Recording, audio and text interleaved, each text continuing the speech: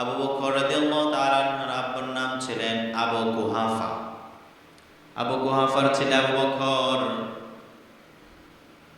আল্লাহর নবীর প্রিয় সাহাবী আবু বকর যখন নাকি তার বয়স ছিল মাত্র ৮ বছর, আবু বকর ওনার আব্বুর নাম ছিলেন আবু কুহাফা। শুধু কালে তাই নয়, তখনকার জামানায়, তখনকার যুগে আবু কুহাফা ছিলেন তাদের যে কেন্দ্রীয় যে মন্দির ছিল, এই মন্দিরের সভাপতি।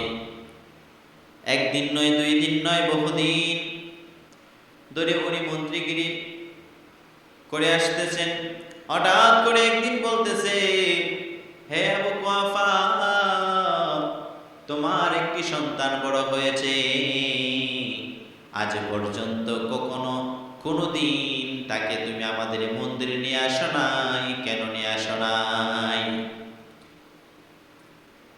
হযরত আবু বকর রাদিয়াল্লাহু তাআলা আনহুর আব্বাকে যখন বলে, আবু কুহাফা বলেন, আর লজ্জা দিও না, আমি আনবো, তোমরা অপেক্ষা করো। আবু কুহাফা বাড়িতে চলে গেলেন, গিয়া তার স্ত্রীকে বলতেছেন, ও হে আমার প্রাণের স্ত্রী, ও হে আমার প্রাণের স্ত্রী, আজ আমার সেনা সদস্যরা ওনারা আমাকে প্রশ্ন করেছেন, আমার সন্তান কেন মন্দিরে যায় না, কেন দোয়া আনতে যায় না, কেন আশীর্বাদ আনতে যায় না। যখন এই কথা বলেছে, বলতেছে জন্মের পর থেকে কোনোদিন সে মন্দিরে যায় না, এখন তুমি তাকে রাজি করাও, যদি না যায় তাহলে আমি মন্ত্রীর নাক কান কাটা যায় প্রজাদের সামনে।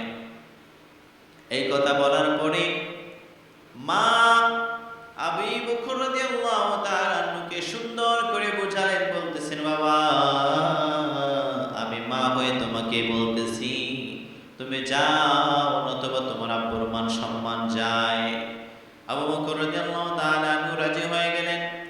রাজি হয়ে যাওয়ার পরে আবু বকর রাদিয়াল্লাহু তাআলা আনহুর আম্মা যখন আবদার করেন, রাজি হয়ে যায়, বলতেছে, আম্মা গো, আমি যাব, তবে আমার একটা শর্ত আছে। কি শর্ত? আমি মন্দিরে গিয়ে কখনো সিজদা দিতে পারবো না, আমি কাউকে ভক্তি শ্রদ্ধা করতে পারবো না, আমি আমার মতো যাবো, আমার মতো চলে আসবো। যদি বলো হ্যাঁ, তাহলে যাবো, নতুবা আমি তোমাদের মন্দিরে আর যাব না। অনেক কষ্ট করে রাজি করাইছে, তো রাজি হয়ে গেছে। স্ত্রী স্বামীকে যায় বলতেছে, আবু কুহাফাকে গিয়ে বলতেছে, শুনেন, আপনার ছেলেকে আমি রাজি করিয়েছি, ও আগামীকালকে যাবে, তবে যাওয়ার পরে ওর মতো ঘোরাফেরা করে, চলাফেরা করে, দেখে চলে আসবে, ওকে ওর মতো ছেড়ে দেবে, সাবধান, ওর ওপর কোনো জুলুম বা কোনো কিছু আপনি বলতে পারবেন না, যে তুমি ওইটা করো, ওইটা করো, ওইটা করো। যদি বলেন তাহলে আপনার ছেলে যাবেন। আপনি রাজি? বলে হ্যাঁ, রাজি, নিয়ে আসো। পরের দিন সকালে ঘুম থেকে উঠে সবাই সুন্দর করে সাজুগুজু করে মন্দিরে যাওয়ার জন্য রেডি হচ্ছে।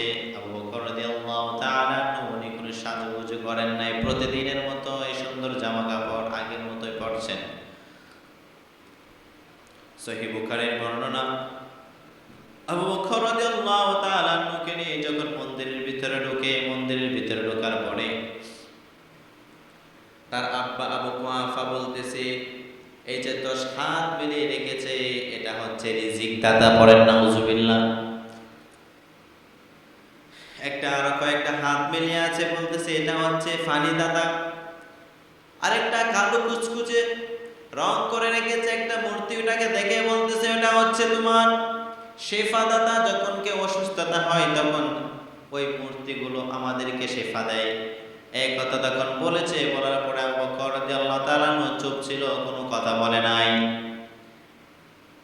আবু কুহাফা বাহিরে চলে গেলেন, তার মন্ত্রীদেরকে, সেনা সদস্যদেরকে যা বলতেছে, তোমরা বলেছিলে আমার সন্তান মন্দিরে আসে না, মন্দিরের ভিতরে যা দেখো আমার সন্তান এখানে আছে।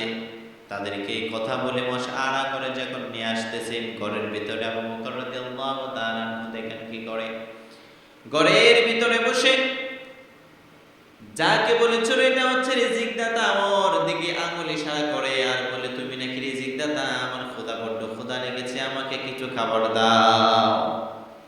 একবার নয়, দুইবার নয়, তিনবার বলে ফেললেন। যেটাকে বলেছিল পানিদাতা, সে নাকি পানিতে তাকে বলতেছে আমার বহু অনেক তৃষ্ণা পেয়েছে, আমাকে আমাকে একটু পানি দাও, আমাকে পানি পান করার সুযোগ করে দাও। মূর্তি কি আর কথা বলতে পারে? চুপচাপ পিছনে একটা বাঁশ দিয়ে যে দাঁড় করে রেখেছে, এভাবে দাঁড়িয়ে আছে, বলতেছে পানি দাও। আরেকটা মূর্তিকে বলতে, তুমি নাকি শিফা দাতা, আমার অসুস্থ হয়েছে, আমার মাথা ব্যথা করছে, আমার মাথা ব্যথা সারিয়ে দাও, আমাকে সুস্থ করিয়ে দাও। রিজিক চাইলেন দিতে পারে নাই, পানি চাইলেন দিতে পারে নাই, শিফা চাইলেন দিতে পারে নাই। আবু বকর আগে থেকে জানতেন ওদের কোনো ক্ষমতা নাই। বলতেছে দাঁড়াও।